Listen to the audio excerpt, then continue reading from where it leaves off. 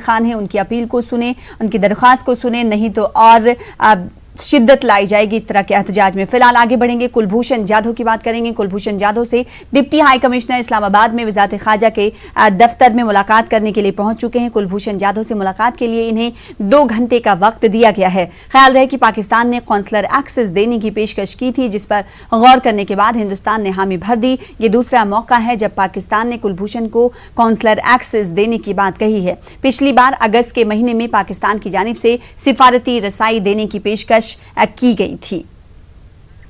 शैलेंद्र वांगू हमारे साथ, हमारे नुमाइंदे जुड़ रहे हैं दिल्ली से। शैलेंद्र, डिप्टी हाई कमिश्नर पहुंच चुके हैं और मुलाकात वो करेंगे कुलभूषण जाधव से। 2 घंटे की ये मुलाकात होगी। कब ये मुलाकात होगी, क्या कुछ तफसीलात आपके पास पहुंच रही हैं? और साथ ही साथ ये बताइएगा, जो शर्तें पाकिस्तान की तरफ से रखी थी, जिस पर हमने हिंदुस्तान का स्टैंड अभी तक नहीं मालूम हो पाया था, हिंदुस्तान का मौक़िफ़ क्या कुछ है उन शर्तों को लेकर?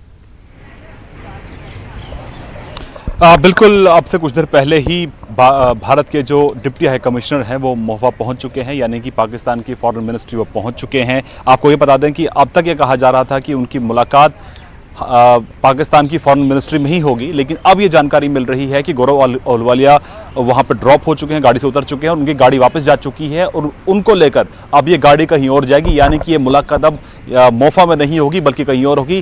कहाँ होगी इस बात की जानकारी हमारे पास नहीं है। वहीं साथ ही साथ अगर ये कहा जाए कि एक भारत के लिए बड़ी कामयाबी है तो ये गलत नहीं होगा, क्योंकि जिस तरह से 17 जुलाई को आईसीजी ने भारत के पक्ष में ये कहा कि काउंसलर एक्सेस मिलना चाहिए, जो पिछले 3 सालों से भारत को नहीं मिला, 18 बार भारत की रिक्वेस्ट को रिजेक्ट किया गया, तो आज ये अगर मुलाकात होने जा रही है तो अपने आप में एक बड़ी कामयाबी ज़रूर है। लेकिन ये भी देखना ज़रूरी होगा कि किस तरह से पाकिस्तान आज की मुलाकात को मैनिपुलेट करता है। हमने ये भी देखा है कि जब कुलभूषण जाधव की मां और उनकी पत्नी उनसे मिलने के लिए 2016 में 25 दिसंबर को जब उनसे मिलने के लिए गए थे, तब भी कुछ इस तरह का ड्रामा वहां पर हुआ था, जब दोनों के बीच में, मां और बेटे के बीच में शीशे की दीवार खड़ी की गई थी, दोनों को मराठी में बात करने से रोका गया था, कपड़े बदलवाए गए थे, मंगलसूत्र उतरवाया गया था, चूड़ियां उतरवाई गई थी, एक बेवा की तरह उनको मिलवाया गया था अपने बेटे से। तो ऐसे में आज की इस मुलाकात से हम क्या उम्मीद करें, ये देखना ज़रूरी होगा कि पाकिस्तान क्या वाकई में अंतर्राष्ट्रीय मानकों के तहत, अंतर्राष्ट्रीय कानून के तहत ये मुलाकात करने देगा या नहीं देगा। हालांकि इससे पहले पाकिस्तान 2 शर्तें रख चुका है। पहली शर्त ये कि इस मुलाकात के दौरान पाकिस्तान का एक अधिकारी मौजूद रहेगा और दूसरा, इस मुलाकात की पूरी रिकॉर्डिंग सीसीटीवी कैमरे के जरिए होगी। तो ऐसे में जाहिर तौर पर इन शर्तों को मानने से भारत ने पिछली बार इनकार कर दिया था। जो मुलाकात 1 अगस्त को होने वाली थी वो नहीं हुई थी, लेकिन आज की इस मुलाकात के लिए भारत तैयार है और भारत उम्मीद कर रहा है कि बिना किसी खौफ के, बिना किसी डर के माहौल के मुलाकात हो पाएगी। जो अंतर्राष्ट्रीय कानून है उसके तहत, वियना कन्वेंशन के तहत ये मुलाकात हो पाएगी, इस तरह की उम्मीद भारत कर रहा है। लेकिन अब देखना ही होगा कि पाकिस्तान का इस मुलाकात को लेकर क्या रवैया रहता है। जाहिर सी बात है, लेकिन कुछ ज्यादा और अच्छी उम्मीदें पाकिस्तान से हमें नहीं रखनी चाहिए। शैलेंद्र वांगू, जिस तरीके से आप जिक्र कर रहे थे कि हमने देखा कि उनकी मां और उनकी वाइफ पहुंची हुई थी, तो किस तरीके से मुलाकात हुई, पूरी दुनिया ने ये देखा कि अहले खाना मिल तो रहे हैं लेकिन बीच में शीशे की दीवार है, और इसकी मजम्मत भी हुई थी आलमी सतह पर। इस तरह की मुलाकात को लेकर पाकिस्तान की मजम्मत की गई थी। तो क्या उम्मीदें लगाई जाए कि पाकिस्तान अपनी जो हठधर्मी और उसकी जो कोशिशें रहती हैं बार बार रखना अंदाजी की, तो क्या लगता है उसमें नरमी, इंटरनेशनल कोर्ट ऑफ जस्टिस के दखल देने के बाद से, मुदाखलत के बाद कुछ नरमी नजर आएगी? और आज जिस तरीके से 2 शर्तें रखी पाकिस्तान की, पाकिस्तान अपनी 2 शर्तों को नाफिजुल अमल करते हुए नहीं दिखाई देगा?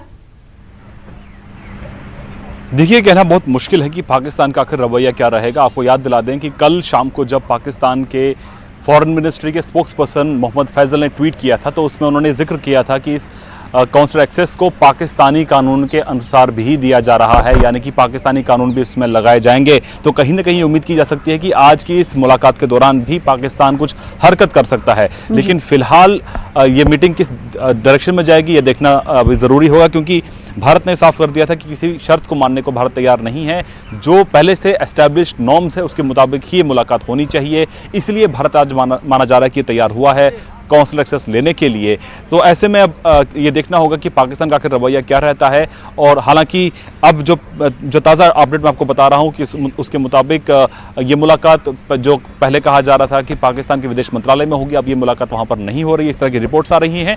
और साथ ही साथ ये कहा जा रहा है कि अब डिप्टी हाई कमिश्नर को किसी और लोकेशन में लेके जाया जा रहा है जहां पर कुलभूषण जाधव को रखा गया है, वहीं पर उनकी मुलाकात कराई जाएगी। 2 घंटे का वक्त मुकर्रर किया गया है। लेकिन अब यह देखना होगा कि इस पूरे मुलाकात को लेकर पाकिस्तान का आखिर रवैया क्या रहता है और क्या नई बातें सामने आती हैं इस मुलाकात के बाद, क्योंकि पिछले 3 सालों में ये इन बातों पर से पर्दा नहीं उठ पाया है कि किस तरह से, किन हालात में कुलभूषण जाधव को ईरान में अगवा किया गया, किन हालात में उनको पाकिस्तान लाकर उनकी गिरफ्तारी वहां दिखाई गई और पिछले 3 सालों में क्या कुछ हुआ है उनके साथ में। इन तमाम पहलुओं पर अब तक रोशनी नहीं आ पाई है, लेकिन इस मुलाकात के बाद उम्मीद की जा रही है कि इन तमाम राजों से आज पर्दा उठ पाएगा। जी, बेहद शुक्रिया शैलेंद्र हमारे साथ जुड़ने के लिए। इस खबर पर मजीद भी आपसे बातचीत करते रहेंगे। फिलहाल आगे बढ़ेंगे।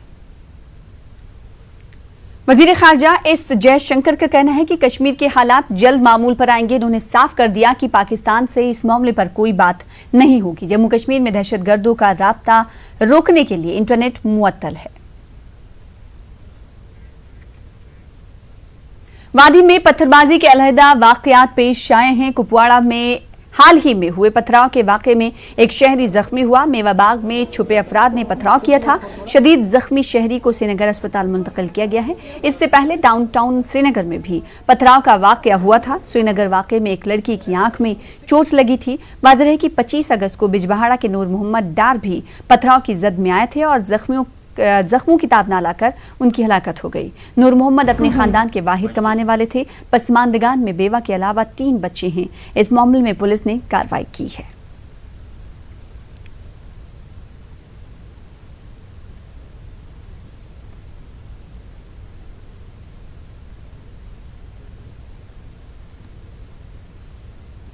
On 25th of August, at around 8:30 p.m. in the evening, some miscreants pelted stones upon a truck bearing registration number JK03F2540 near Idga crossing, Bijbehara. This truck was in fact on way to Srinagar, and one of the stones hit straightway head of the driver of that truck, Noor Muhammad Dar, son of Muhammad Khalil Dar, Aro Uranhal, Bijbehara, and he got badly injured. Within no time, police party reached on spot and they found that the driver was profusely bleeding, and they took him to the hospital where doctors gave him first aid, and afterwards he was referred to Sikkim Sora for specialized treatment. But unfortunately, he lost his battle and succumbed to his injuries in Sikkim Sora. Police registered a case into the matter and acted very swiftly, and all the miscreants who are responsible for this inhuman act have been arrested. किसी गुजरात में इसका उसना नूर मोहम्मद ये क्या बात होता है खानदार तुम्हारे वाले खुश होते भी को होएगा बच्चों को प्रेत बेशक अन ज़्यादा हो ना को होएगा बच्चों में क्या क्या लड़के को कोई रिक्वेस्ट लड़को छा को छुज अच्छा शुद्ध लड़का कुछ नहीं किया इनमें क्या चुना इम्पना नाइज़मा ये वो बूढ़े बच्चे हवाई तो इनमें क्या चुना आइडिया वो ब्याह नहीं हाँ मैंने इनका छुपारा पढ़ने हमें माय बेचा की सहारा वाला तुम इस बार उसके उस ड्राइवर दिया हाँ बेचा तुम इस बार एक ज़्यादा हो ना को होएगा तुम्हारे वाले शुक्र तो शुभ बाइज तेरे तो बेचती पांती है जम्मू कश्मीर से दफा 370 को हटाए जाने की 29वें रोज बाद भी वादी कश्मीर के कई इलाकों में दफा 144 नाफिज है। वादी के कई इलाकों से बंदिशें हटा ली गई हैं, ताहम तमाम कारोबारी मराकज और दुकानें आज भी बंद हैं। वादी में हाई स्कूल लेवल तक के तालीमी इदारे खोल दिए गए हैं, ताहम स्कूलों में बहुत कम तादाद में बच्चे आए हैं। श्रीनगर शहर की बिश्तर सड़कों पर निजी गाड़ियों की नकलो हमल देखी जा रही है। हसास मकामात पर नज़्म नस्क की बरकरारी के लिए सिक्योरिटी सख्त कर दी गई है। मवासिलाती निज़ाम अब भी ठप है, जिससे लोगों को सख्त दुश्वारियों का सामना करना पड़ रहा है। तो वहीं साबिक वज़ीर आला महबूबा मुफ्ती और उमर अब्दुल्ला के अलावा वादे के कई मेन स्ट्रीम लीडरान आज भी हिरासत में हैं।